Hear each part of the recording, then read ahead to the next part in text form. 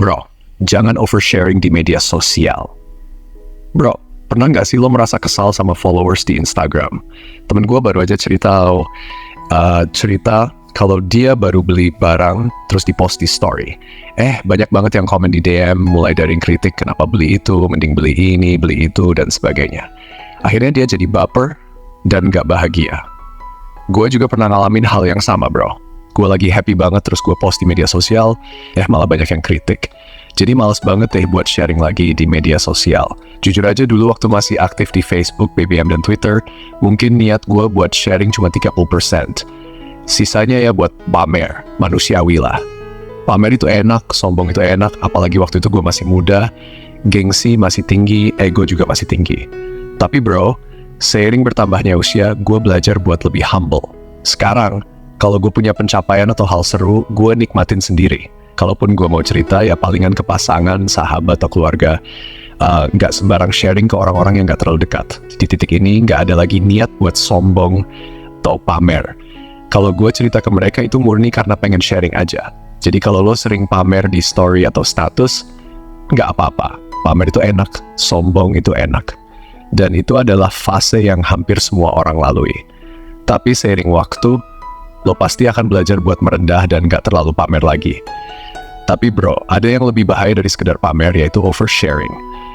Kalau menurut gue, oversharing itu bukan lagi soal pamer atau sombong. Tapi itu udah nunjukin kalau lo fokus hidup buat cari validasi dari orang lain.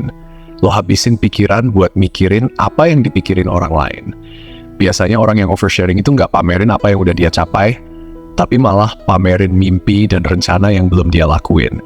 Kayak biar kelihatan keren gitu. Kalau mimpi atau rencana itu harusnya lo keep dulu sampai benar-benar tercapai, baru deh lo pamerin.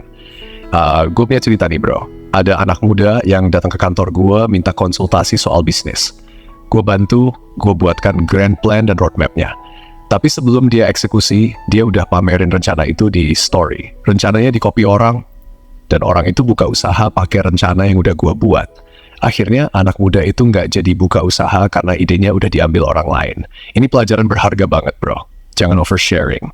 Gue juga pernah ngalamin. Waktu itu gue survei tanah buat cabang baru. Setelah dapet, gue storyin di WhatsApp. Pengen pamer sekalian marketing. Nggak lama kemudian tanah itu dibeli kompetitor. Ya udah, gue ikhlas dan jadikan pembelajaran. Ada beberapa alasan kenapa orang suka oversharing bro. Pertama, keinginan untuk dipercaya. Mereka pamer rencana biar orang lain percaya kalau mereka bisa mencapai itu. Tapi sebenarnya satu-satunya orang yang perlu percaya sama lo adalah diri lo sendiri. Kedua, keinginan berlebih untuk menginspirasi orang. Bagus sih, tapi kadang orang yang oversharing ini sedikit merendahkan orang lain. Misalnya, ini lo gue mau bikin usaha gede. Ayo kalian juga bikin usaha. Tapi karena oversharing, dia kasih semua rencananya detail banget. Ibaratnya main poker, tapi lo nunjukin semua kartu ke lawan. Terus ada FOMO, fear of missing out. Perasaan nggak mau kalah dan nggak mau tertinggal.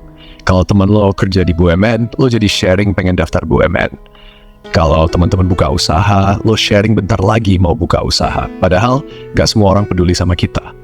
Lakukan sesuatu untuk diri lo sendiri, bukan buat membuat orang lain terkesan. Jadi bro, jangan oversharing, sharinglah secukupnya. Nikmati pencapaian lo sendiri atau dengan orang-orang terdekat. Oversharing cuma bikin lo cari validasi dari orang lain dan bikin rencana lo terbuka buat diambil orang. Kalau lo mau pamer, tunggu sampai lo benar-benar mencapai tujuan lo. Oke, sekian dari gue. Jangan lupa like, share, dan subscribe buat konten menarik lainnya.